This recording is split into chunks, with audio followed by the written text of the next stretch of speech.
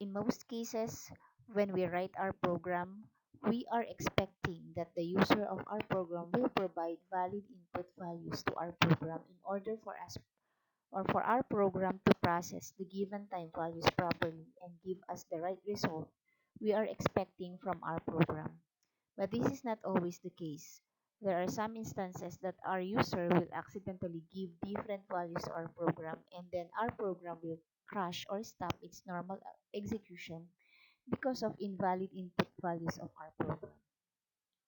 To avoid the problem, Java provided an exception handling statements to help the programmer to make sure his or her program will not crash and inform the user that the given values is invalid and give another chance to the user to give the values of the program. As programmers, we must make sure that our program should be able to detect invalid entry values and give the user another chance to give correct values. One of the good qualities of a good program is that it must be stable, and it means that it does not crash when invalid entry is given by the end user of our program. What is an exception?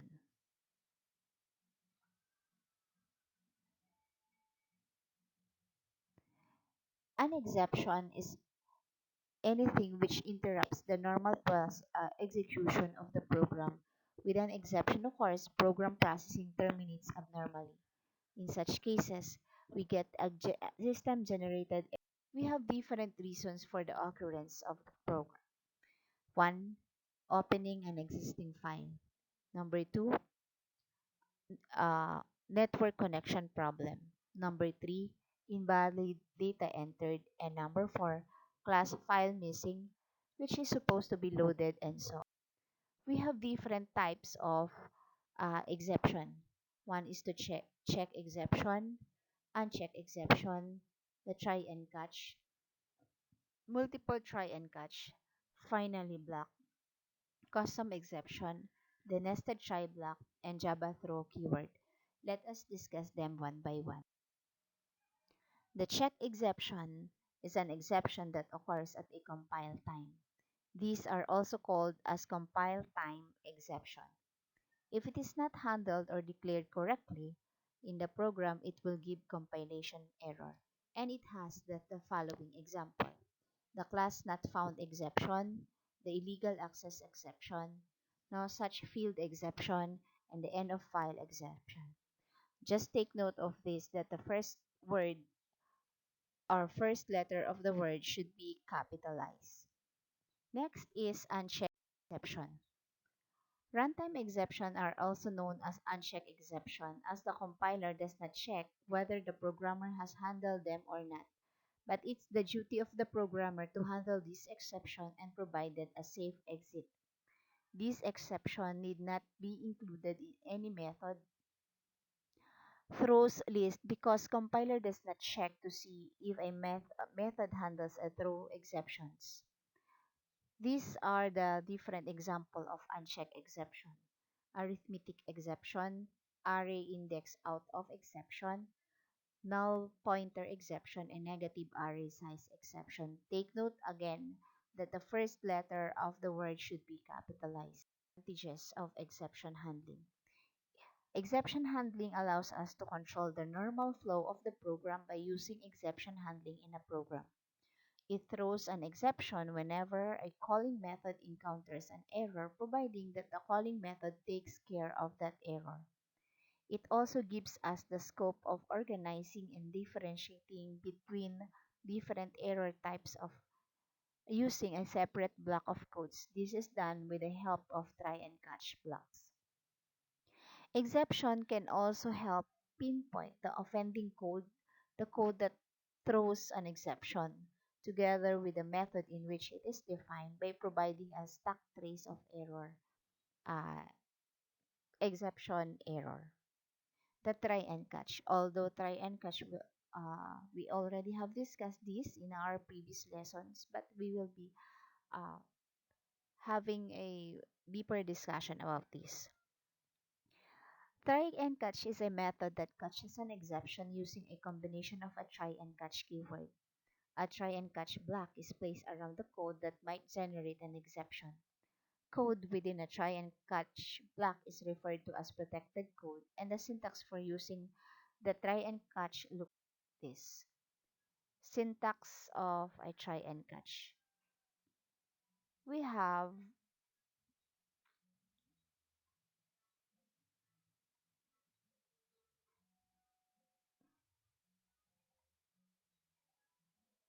we have try and then protected code. It must be surrounded by a curly brackets, the catch exception name, and you give them exception 1, and the catch block that must be surrounded by a try and catch. This is the example of a try and catch. The code, which is prone to exception, is placed in a try and catch. When an exception occurs, that the exception occurred is handled by a catch block associated with it. Every try block should be immediately followed either by a class block or a finally block.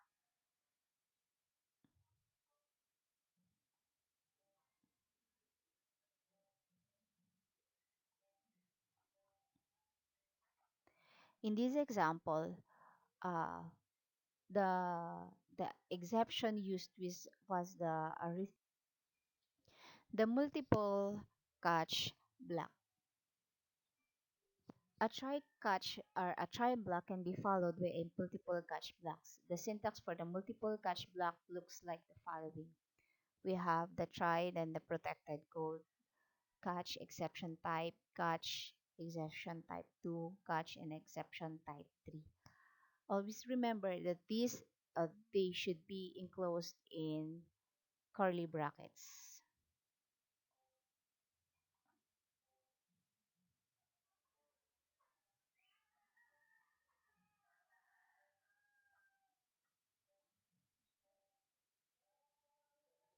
This is to ensure that the protected code or the catch block is inside the curly brackets that you want to execute during the runtime. This is the finally block. The finally block is a block that is used to execute important codes such as closing connection stream and a lot more. In Java, finally block is always executed whether exception is handled or not. The finally block must be followed by a try and catch. It has this following syntax. The try, the statement that may cause exception, and then finally keyword, and then the statements to be executed. It has this following example. In this example, finally block have declared one-dimensional array within the variable int a and has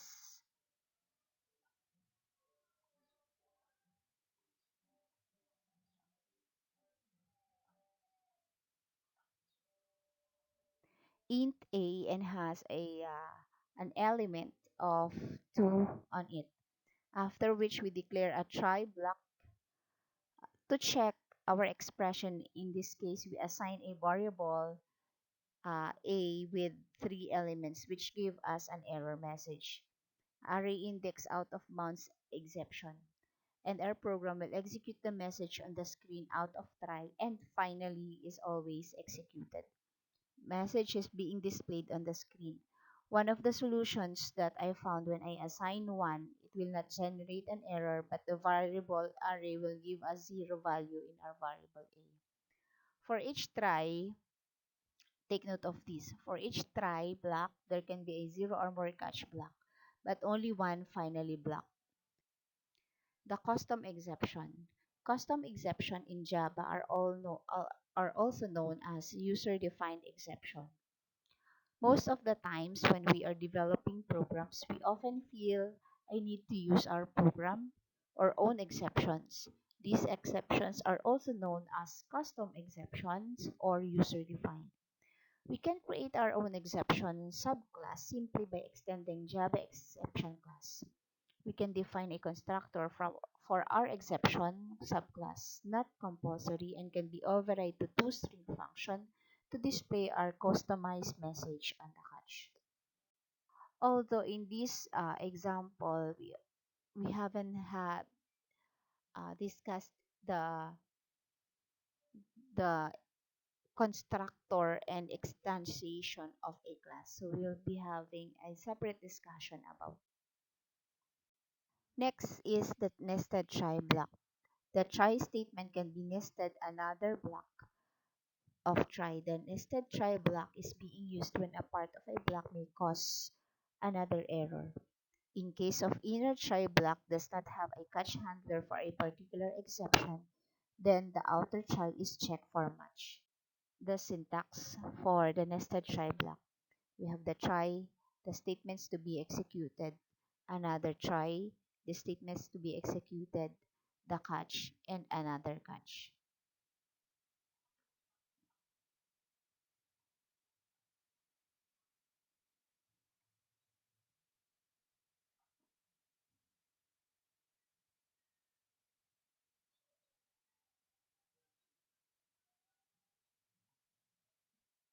This is an example of a program nested to a try block.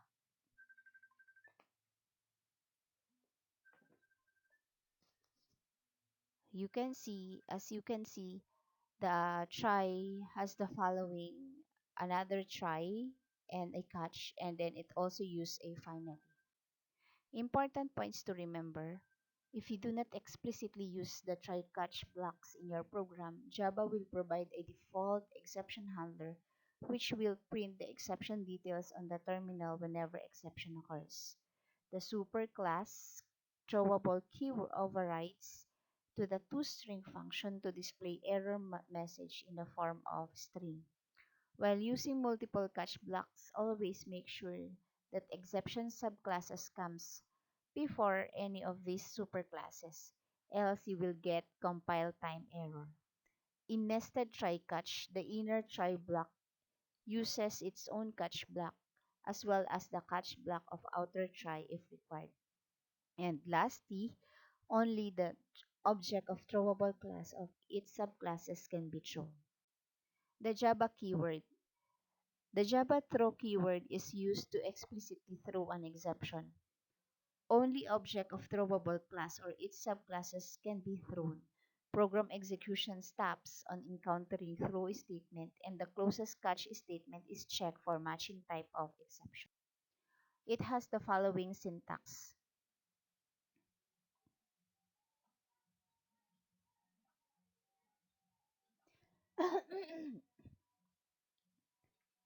Throwable instance, creating instance of throwable class. There are two possible ways to get an instance of class throwable using the parameter in a catch block. The Java throws keyword. The case number one, you caught the exception. Example, handle the exception using the try and catch statement. And case number two, you declare an exception. Is example is specifying throws with a method. Have an example of a throw keywords.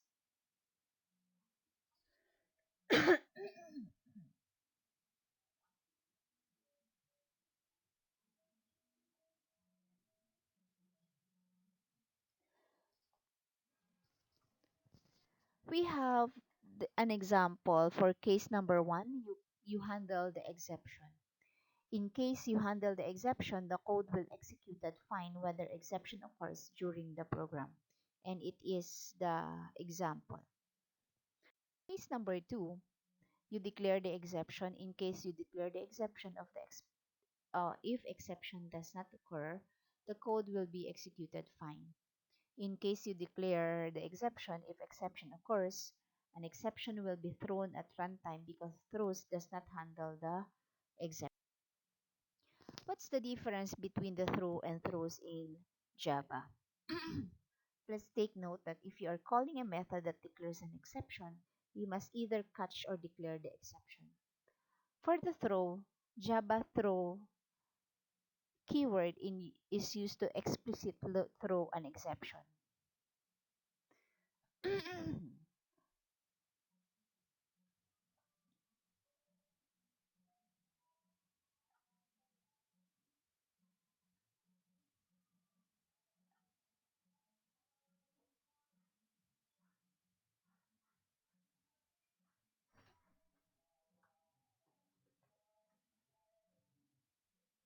matatapos na ba? Ito na lang, oh. Hanggang dito na lang. Tapos, i-render na niya.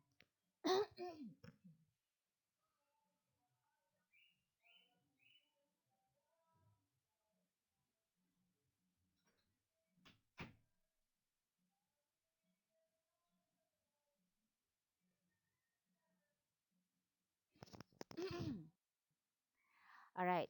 These are the things to remember about exception. The exceptions are called errors that occurred in a program during its performance. Next, exception in Java are objects. All exceptions are inherited from class throwable. In class or in Java, there are two types of exceptions, the checked and unchecked. Next is uh, number 5. Check exceptions should be handled in catch block or described in method signature. 6. Unchecked exceptions are inherited from runtime exceptions during runtime of the program. Next, the basis of exception handling in Java is the pair try catch. Next, with a single try statement, you can link multi catch. Number 9, to catch any exception, catch block is used with an argument exception E. And 10, one try block can be embedded in another exception generated during try the indoor unit, and the intercepted catch in the corresponding block is transmitted in an internal unit to try. 11, exceptions can be generated after exiting the try block. Again, uh, it should be exception can be generated using the throw statement.